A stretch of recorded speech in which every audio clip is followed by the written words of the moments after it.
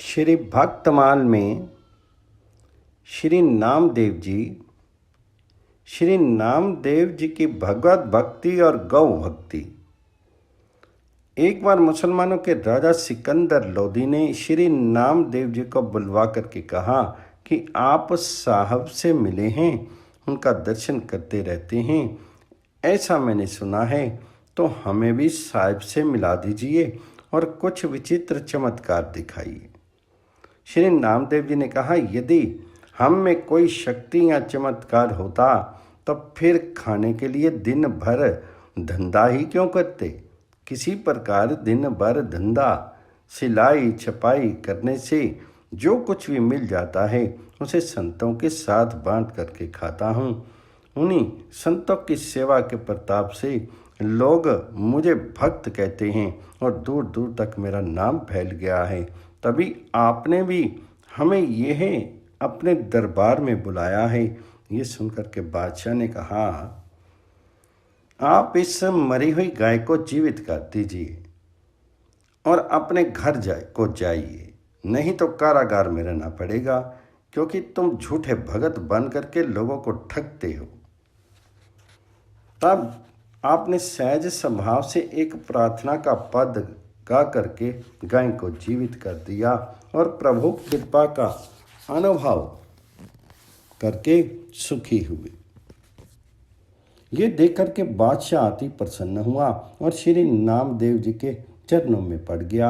ये विचित्र चमत्कार देख करके बादशाह ने श्री नामदेव जी से कहा कि आप कृपा करके कोई देश या गांव ले लीजिए, जिससे मेरा भी कुछ नाम हो जाए। आपने उत्तर दिया कि हमें कुछ भी नहीं चाहिए।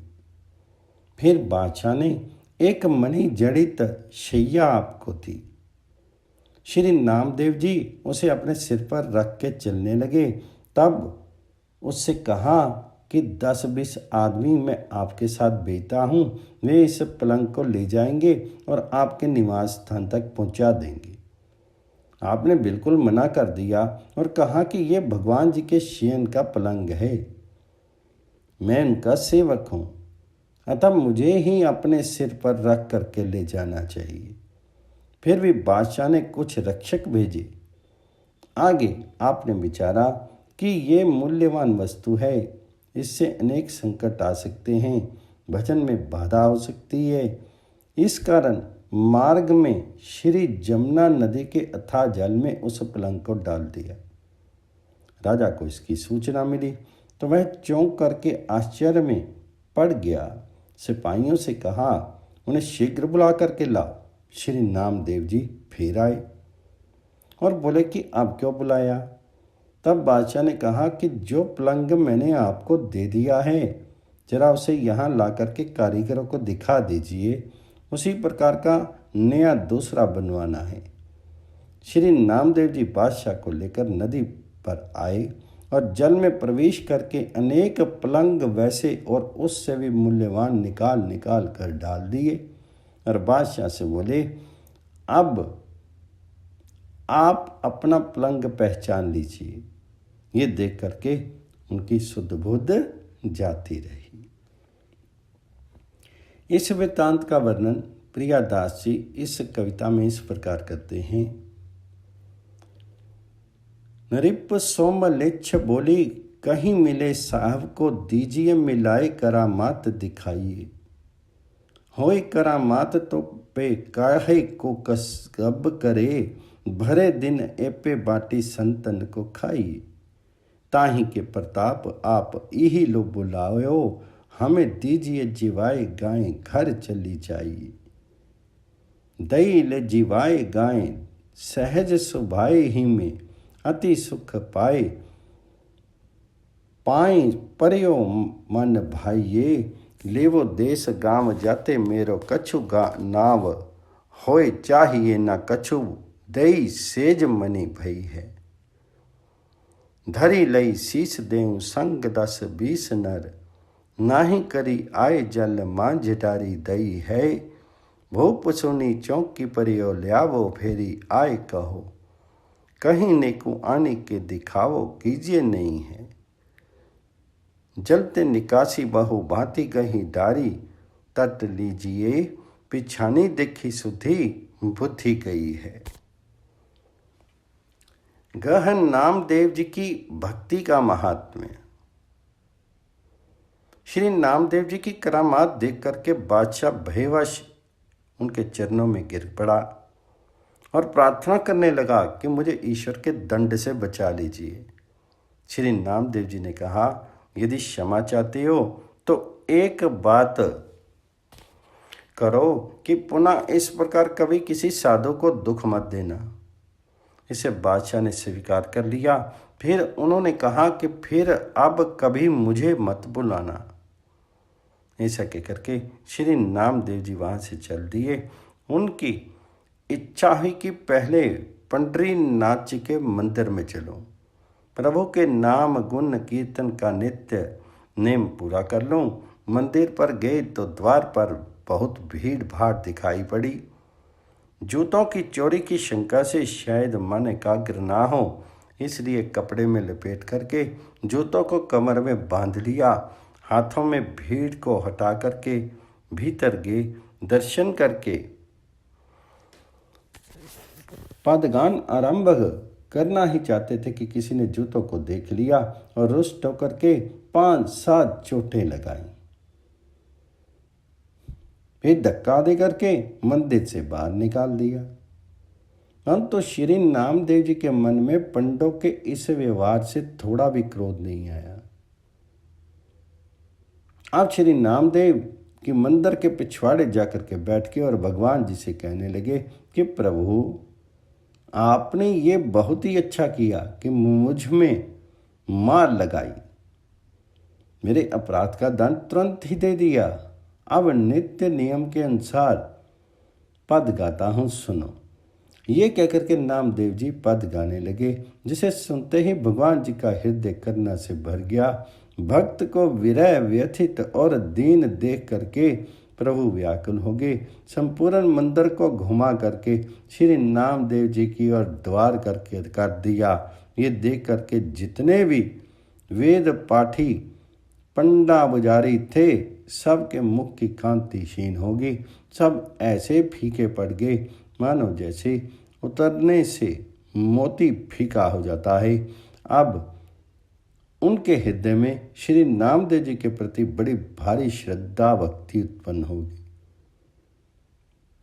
सबों ने श्री नामदेव जी के सुख देने वाले चरणों में गिर करके क्षमा याचना की। उन्हें प्रसन्न देख करके सबको शांति प्राप्त हुई। इस घटना का वर्णन प्रियादास जी इस प्रकार करते हैं। आनी परियो पाए प्रभु पासते बचाए लीजिए, कीजिए एक बात कबू साधु ना दुखाइए। लई यही मानी फेरी कीजिए ना सुधी मेरी, लीजिए गुन्नी गाय मंदिर लो जाइए। देखी द्वार भीर पग दासी कटी बांधी धर, कर सो उछीर कर चाहे पद गाइए। देखी लीनी वेई काहू दीनी 5-7 चोट कीनी, धक्का धक्की रिस मन में न आइए। बैठे पिछवारे जाए किन्नु जो उचित यह लीनी, जो लगाई चोट ओ मेरे मन भाइये।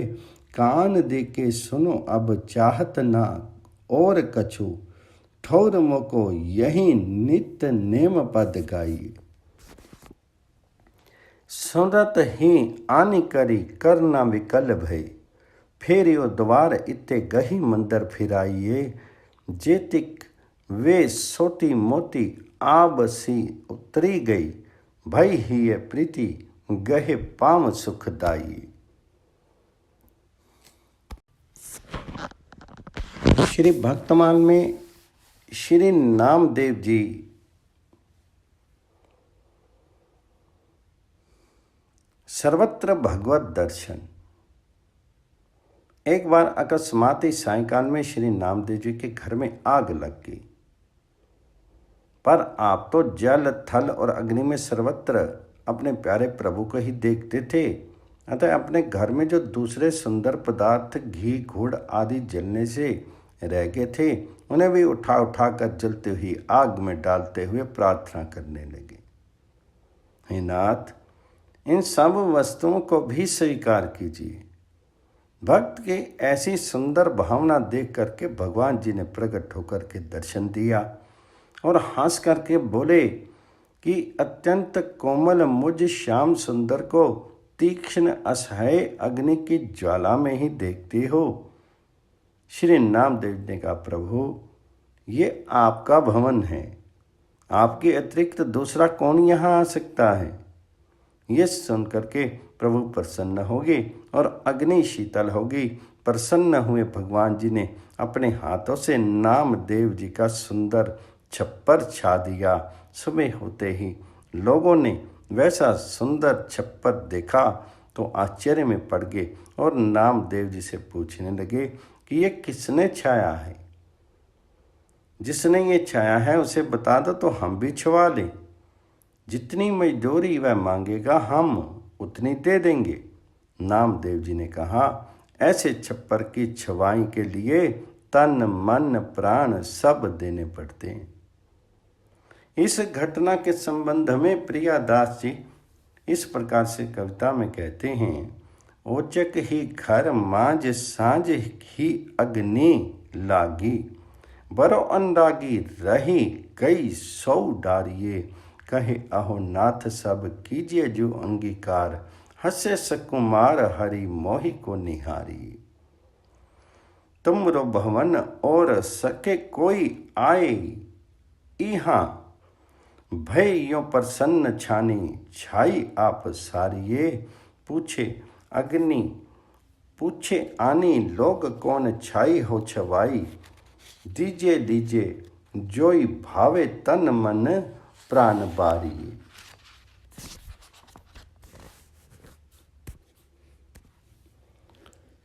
यह है श्री नामदेव जी द्वारा तुलसी दल और राम नाम की महिमा का प्राकट्य।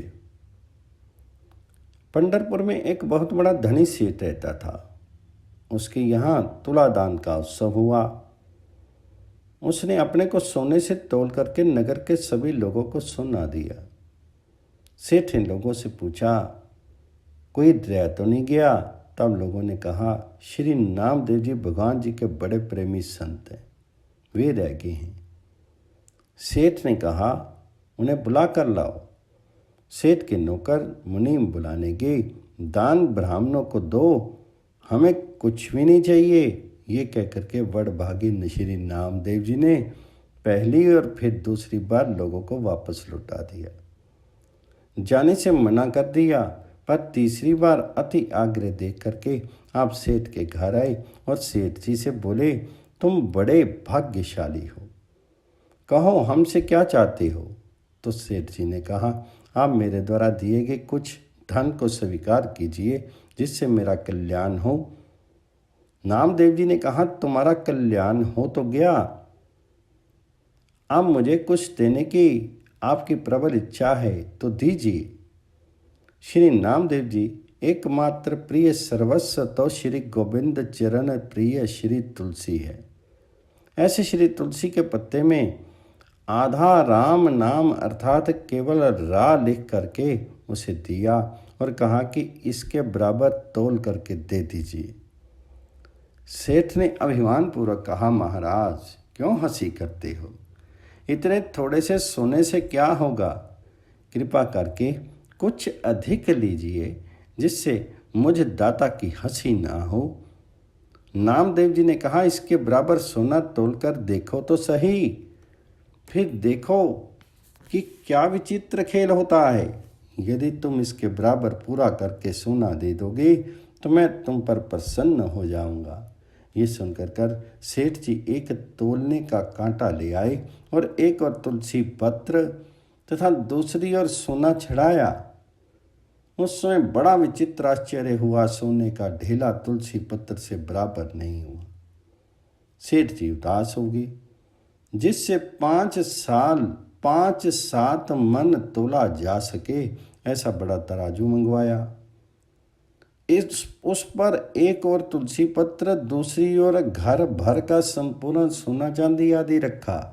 पूरा ना पड़ने पर जाति कुटुंब वालों के घरों से ला लाकर बहुत सा धन रखा, परंतु वह सब तुलसी पत्र के बराबर नहीं हुआ। श्री राम नाम लिखित तुलसी पत्र के महत्व को देख करके घर के सभी स्त्री पुरुषों के समेत सेठ जी को बड़ा शोक तथा दुख हुआ। श्री नामदेव जी ने विचारा कि अभी इन्हें तुलसी पत्र एवं श्री राम नाम की महिमा का पूरा अनुभव नहीं हुआ है। इसलिए वे बोले, आप लोगों ने जितने व्रत दान और तीर्थ स्नान और पुण्य कर्म किए हों उनका संकल्प करके जल डाल दीजिए। सभी लोगों ने पुण्यों का स्मरण कर करके संकल्प पढ़ करके जल डाला, पर इस उपाय के करने से भी काम नहीं चला। जिधर तुलसी पत्र रखा था वह पड़ला अपने पैर भूमि में गाड़ रहा था। ये देख करके सभी लोग लज्जित हो गए और प्रार्थना करने लगे कि इतना ही ले लीजिए। श्री नामदेव जी ने कहा, हम इस तुच्छ धन को लेकर क्या करें? हमारे पास तो राम नाम धन है। यह धन उसकी बराबरी नहीं कर सकता। इस धन से कल्याण होना संभव नहीं है। नाम की और तुलसी की महिमा देख करके आज से इस धन को तुच्छ समझो और राम नाम रूपी धन से प्रेम करो, गले में तुलसी धारण करो, राम नाम जपो। यह कहकर के श्री नामदेव जी ने सबके हृदय में भक्ति का भाव भर दिया। सबकी बुद्धि प्रेम रस से भीग गई। इस भक्ति भाव का वर्णन श्री प्रियादास जी ने इस प्रकार किया है। सुनो और परचे जे आए ना कवित माझ भांज, भई माता क्यों ना जो नाम मति पागी है। हो तो एक साह तुला दान को ओछा भयो, देवपुर सबो रहियो नाम देव रागी है। ल्यायो जो बुलाई एक दौड़ तो फेराई दिए, तीसरे सो आए कहा कहो वड़ भागी है। कीजिए जो कछु अंगीकार मेरी भलो होए, भयो भलो तेरो दीजो जो पे आस लागी है। जाके है तुलसी है ऐसे तुलसी के पत्र मांझ लिखियो, आधो राम नाम यासो तोल दीजिए। कहाँ परिहास करो ढरो होए दयाल देखी, होत कैसी ख्याल या को पूरो करो रीझिए। ल्यायो एक कांटो ले चढ़ायो पात सुना, संग भयो बड़ो रंग सम होत नाही छीजिए। लई सो तराजू तासो तुले मन पांच सात, जाति पाति को धन धरियो पे ना दीजिए।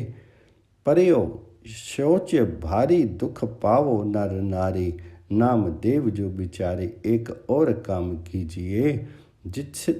चित्ते व्रत दान और स्नान किए तीर्थ में, करिए संकल्प यापे जल डारी दीजिए। करें उपाय पात पला भूमि गाड़े पाए रहे, वे किसाए कहियो इतनो ही लीजिए। लेके करा कहाँ करे सर्वहु ना करे, भक्ति भाव ल भरे हिये मति अति भीजी। श्री भक्तमाल में श्री नामदेव जी की एकादशी व्रत के प्रति निष्ठा। एक बार भगवान जी के मन में ये उमंग उठी कि श्री नामदेव जी की एकादशी व्रत निष्ठा का परिचय लिया जाए। ये विचार करके उन्होंने एक अत्यंत दुर्बल ब्राह्मण का रूप धारण किया। एकादशी व्रत के दिन श्री नामदेव जी के पास पहुंच करके बड़ी दीनता करके अन्न मांगने लगी कि मैं बहुत भूखा हूं,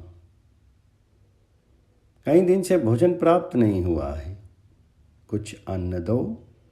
श्री नामदेव जी ने कहा, आज तो एकादशी है, दूध फल आहार आदि कर दीजिए, अन्न नहीं दूंगा। प्रातःकाल जितना इच्छा हो उतना अन्न लीजिएगा। दोनों अपनी अपनी बात पर बड़ा भारी हट कर बैठे।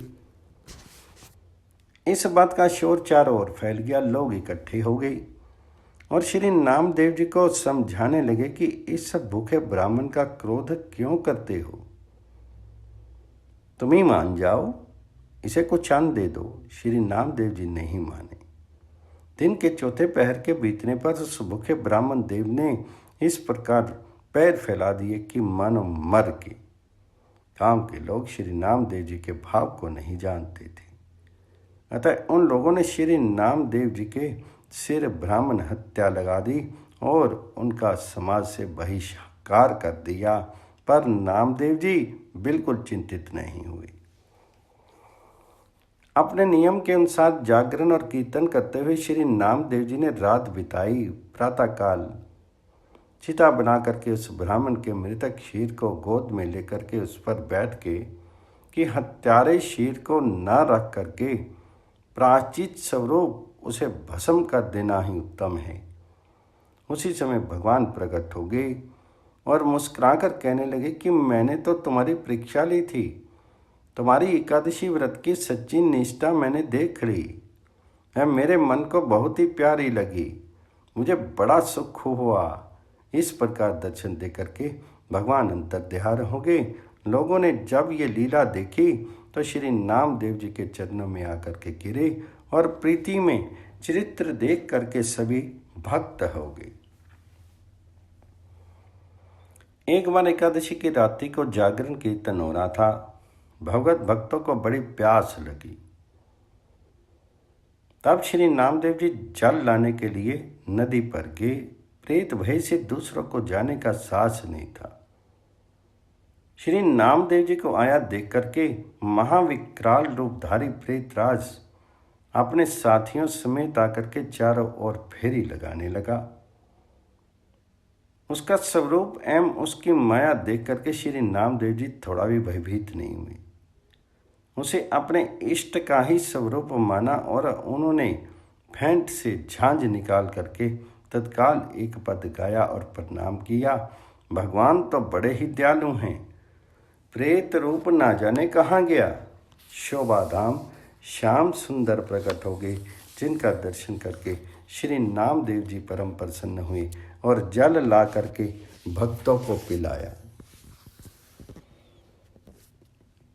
श्री प्रियादास जी ने इन घटनाओं का वर्णन इस प्रकार किया है कि यह रूप ब्राह्मण को दुबरो निपट अंग भयो ही ये रंग व्रत परिचय को लीजिए। भई एकादशी अन्न मांगत बहुत भूखो आजू तो ना देहो भोर चाहो जितो दीजिए। करियो हठ भारी मिली दो ताको सोर परियो समझावे नाम देव याको कहाँ खींचिए। बीते जाम चारी मरी रहे यो पसारी पाव भाव पे ना जाने दई हत्या कर छीजिए। रचि के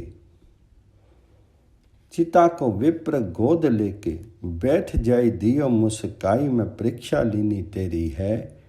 देखी सो सच्चाई सुखदाई मन भाई मेरे भय अंतर ध्यान परे पाए प्रीति हेरी है। जागरण माज हरि भक्तन को प्यास लगी गई लैन जल प्रेत आनी किने फेरी है। फेंट तिन्नी काशी ताल गायो पद तत्काल बड़ई कृपाल रूप धार्यो छवि तेरी है। एक बार नामदेव जी ने जंगल में पेट के नीचे रोटी बनाई। भोजन बना करके लघु शंका करने गए। लौट कर देखते हैं तो एक कुत्ता मुख में रोटी दबाए भागा जा रहा है। आपने घी की कटोरी उठाई और दौड़े उसके पीछे, ये पुकारते हुए प्रभु ये रोटियां रूखी हैं, आप रूखी रोटी मत खाइए, मुझे घी चुपड़ लेने दे, फिर भोग लगाइए। भगवान उस कुत्ते के शीर में ही प्रकट हुए। अपने चतुर्भुज रूप में नामदेव उनके चरणों पर गिर पड़े। पंजाब में वारकरी पंथ के एक प्रकार से नामदेव जी ही आदि प्रचारक हैं। अनेक लोग उनकी प्रेरणा से भक्ति के पावन पथ में प्रवृत्त हुए। 80 वर्ष की अवस्था में संवत 1407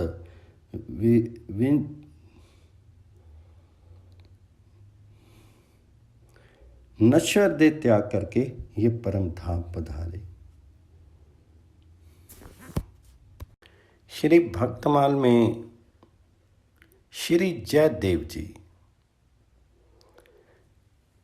पर चोर भयो तिहु लोक गीत गोविंद उजागर, कोक काव्य नव रस सरस सिंगार को सागर, अष्टपदी अभ्यास करे ते ही बुद्धि बढ़ावे, राधा रमन प्रसन्न सुमन निश्चय तह आवे,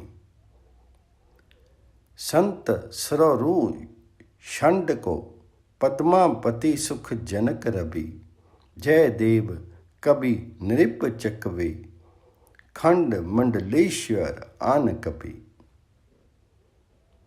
एक महाकवि श्री जयदेव जी संस्कृत के कवि राजों के राजा चक्रवर्ती सम्राट थे।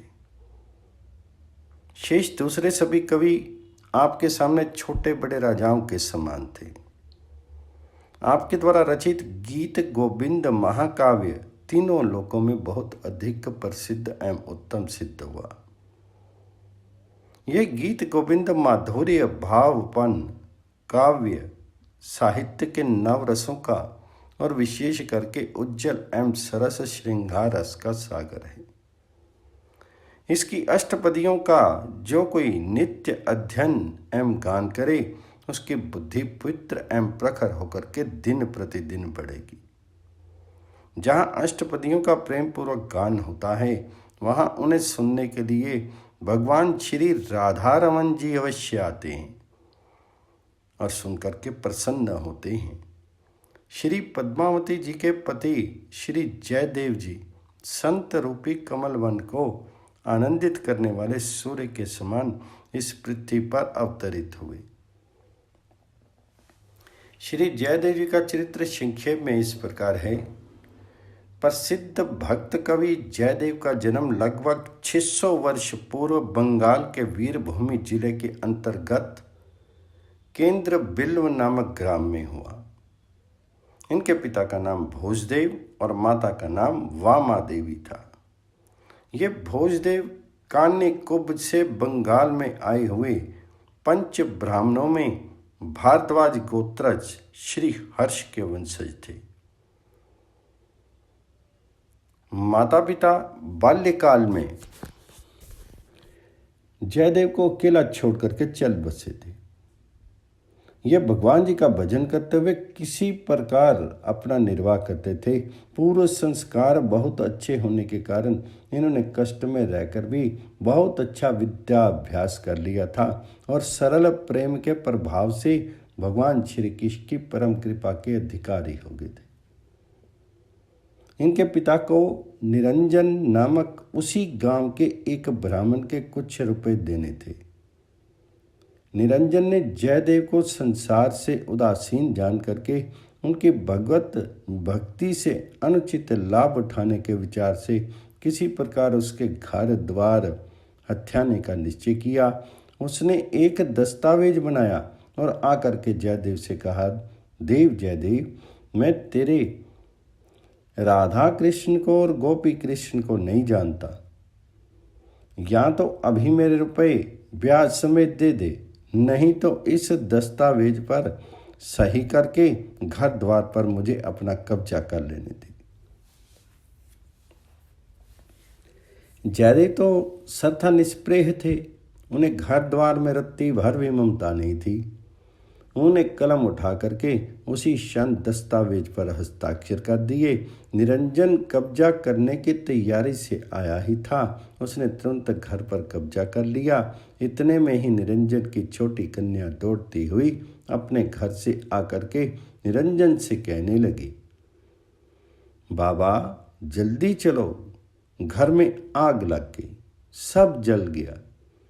भक्त जयदेव वहीं थे। उनके मन में देश हिंसा का कहीं लेश भी नहीं था। निरंजन के घर में आग लगने की खबर सुन करके वे भी उसी क्षण दौड़े और जलती हुई लाल लाल लपटों के अंदर उसके घर में घुस गए। जयदेव का घर में घुसना ही था कि अग्नि वैसे ही अदृश्य होगी जैसे जागते ही सपना। जयदेव की इस अलौकिक शक्ति को देखते ही निरंजन के नेत्रों में जल भर आया। अपनी अपवित्र करनी पर पछताता हुआ निरंजन जयदेव के चरणों में गिर पड़ा और दस्तावेज को फाड़ करके कहने लगा, देव मेरा अपराध क्षमा करो। मैंने लोभवश थोड़े से पैसों के लिए जानबूझ करके बेईमानी से तुम्हारा घर द्वार छीन लिया है। आज तुम नहीं होते तो मेरा तमाम घर खाक हो गया होता।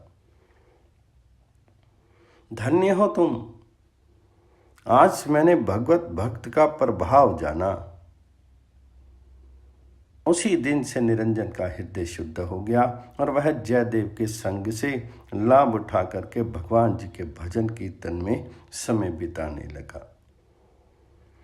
भगवान की अपने ऊपर इतनी कृपा देख करके जयदेव का हृदय द्रवित हो गया। उन्हें घर द्वार छोड़ करके पुरुषोत्तम क्षेत्र पुरी जाने का विचार किया और अपने गांव के पराशर नामक ब्राह्मण को साथ लेकर वे पुरी की ओर चल पड़े। भगवान जी का भजन कीर्तन करते मगन हुए जयदेव जी चलने लगे। एक दिन मार्ग में जयदेव जी को बहुत दूर तक कहीं जल नहीं मिला। बहुत जोर की गर्मी पड़ रही थी। वे प्यास के मारे व्याकुल होकर के जमीन पर गिर पड़े। तब भक्त वांछा कल्पतरु हरि ने स्वयं गोपाल बालक के वेश में पधार करके जयदेव को कपड़े से हवा की और जल तथा मधुर दूध पिलाया।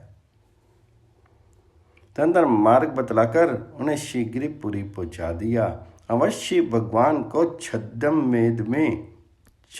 वेश में उस समय जयदेव जी और उसके साथी पराशर ने पहचाना नहीं। जयदेव जी प्रेम में डूबे हुए सदा श्री कृष्ण का नाम गान करते रहते थे। एक दिन भाव आवेश में अकस्मात उन्होंने देखा मानो चारों ओर सुनील पर्वत श्रेणी है। नीचे कलकल निनादनी कालिंदी बह रही है।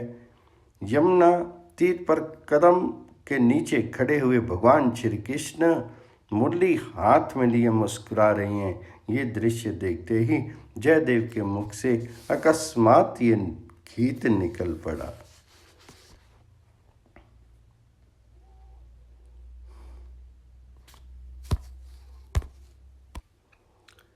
पराशर इस मधुर गान को सुनकर के मधुर हो गया, मुग्ध हो गया। बस यहीं से ललित मधुर गीत गोविंद आरंभ हुआ।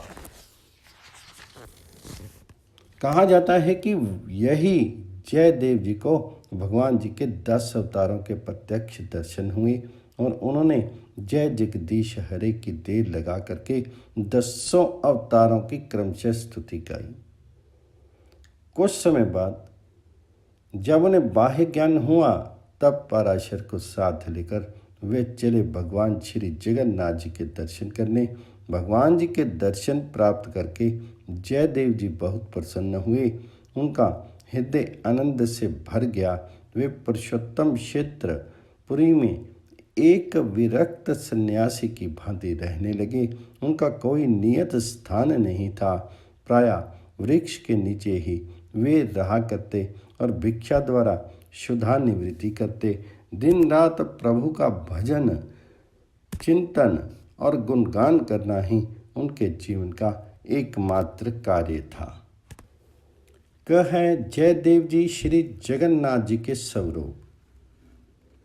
कवि सम्राट श्री जयदेव जी बंगाल प्रांत के वीरभूमि जिले के अंतर्गत केंदु बिल्व नामक ग्राम में उत्पन्न हुए थे।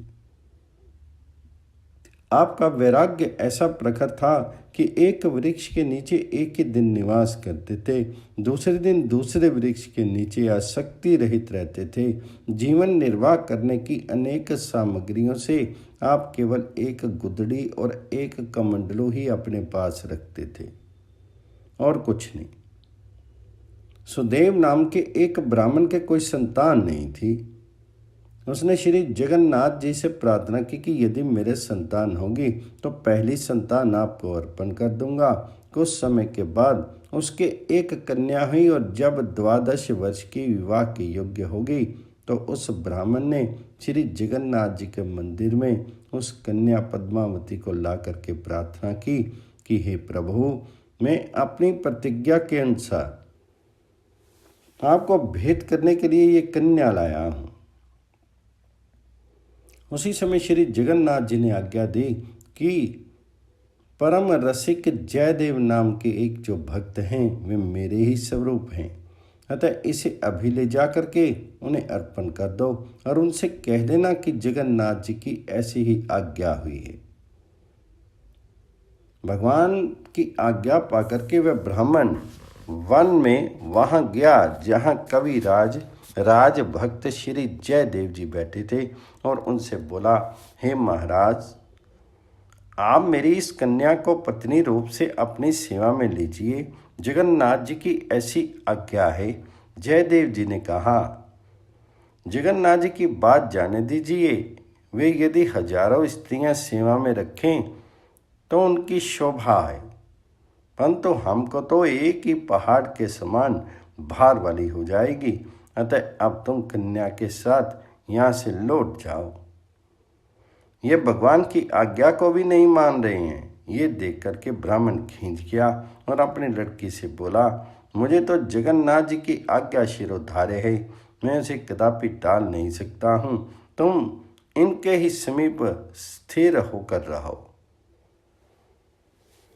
श्री जयदेव जी अनेक प्रकार की बातों से समझाकर हार गए, पर वह ब्राह्मण नहीं माना और अप्रसन्न होकर के चला गया। तब वे बड़े भारी सोच में पड़ गए। फिर वे उस ब्राह्मण की कन्या से बोले, तुम अच्छी तरह से मन में विचार करो कि तुम्हारा अपना क्या कर्तव्य है, तुम्हारे योग्य कैसा पति होना चाहिए। ये सुनकर के उस कन्या ने हाथ जोड़ करके कहा, मेरा वश तो कुछ भी नहीं चलता है, चाहे सुख हो या दुख, ये शीर तो मैंने आप पर न्योछावर कर दिया है। श्री पद्मावती जी का भावपूर्ण निश्चय सुनकर के श्री जयदेव जी के ने निर्वाह के लिए झोंपड़ी बना करके छाया कर ली।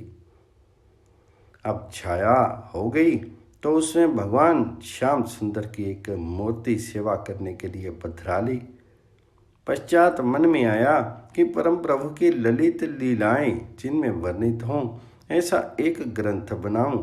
उनके इस निश्चय के अनुसार अति सरस गीत गोविंद महाकाव्य प्रकट हुआ। गीत गोविंद लिखते समय एक बार श्री किशोरी राधिका जी के मान का प्रसंग आया। उसमें भगवान श्याम सुंदर ने अपनी प्रिया के चरण कमला को अपने मस्तक का भूषण बताकर प्रार्थना की कि इसे मेरे मस्तक पर रख दीजिए। इस आशय का पद आपके हृदय में आया, पर उसे मुख से कहते तथा पद्मावती द्वारा ग्रंथ में लिखाते समय सोच विचार में पड़ गए कि इस गुप्त रहस्य को कैसे प्रकट किया जाए। आप स्नान करने चले गए। लौट कर आए तो देखा कि वह पद पोथी में श्याम सुंदर ने लिख दिया है। इससे जयदेव जी अति प्रसन्न हुए और संकोच त्याग करके माधुर्य रस की लीलाओं का गान करने लगे। इस घटना का वर्णन प्रियादास जी ने इस प्रकार कविता में किया है, किंदो बिल्लू ग्राम तामे भय कविराज, राज भरियो रस राज हिये मन मन चाखिए। दिन दिन प्रति रुख रुख तर जाई रहे, गहे एक गुदड़ी कमंडल को राखिए। कहीं देवे विप्र सुता जगन्नाथ देवजू। को भयो जब समय चलियो देन प्रभु भाखिए। रसिक जय देव नाम में रोई सब रूप ताहि देवो। तत्काल अहो मेरी कही साखी। चलियो द्विज तहाँ जहाँ बैठे कवि राज राज। अहो महाराज मेरी सुता ये लीजिए।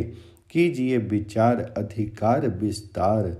जाके ताही को निहारी सुकुमारी ये दीजिए। जगन्नाथ देव जू की आज्ञा प्रतिपाल करो। धरो मति धरो हिये न तो दोष भीजिए। उनको हजार सोहे हमको पहाड़ एक। ताते फिरी जावो तुम्हें कहाँ कहीं खीजिए। सुता सो कहन तुम बैठे रहो यहीं टोर।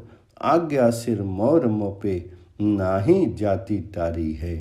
चलियो अन खाई समझाई हारे बातानी सो। मन तू समझ कहाँ कीजिए सोच भारी है। बोले द्विज बाल की सो आप ही विचार करो। धरो ही ये ज्ञान मोपे जात न संभारी है। बोली कर जोरी मेरो जोर न चलत। कछु चाहो सोई हो ये बारी फेरी डारी है। जानी जब भई तिया कियो प्रभु जोर मोपे।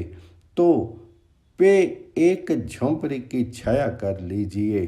भई तब छाया शाम सेवा पधराई लई। नई एक पोथी मैं बनाऊं मन कीजिए। भयो जो प्रगट गीत सरस गोविंद जू को। मान में प्रसंग शीश मंडल सो दीजिए। वहीं एक पद मुख निकसत सोच परयो। धर्यो कैसे जात लाल लिख्यो मति दीजिए।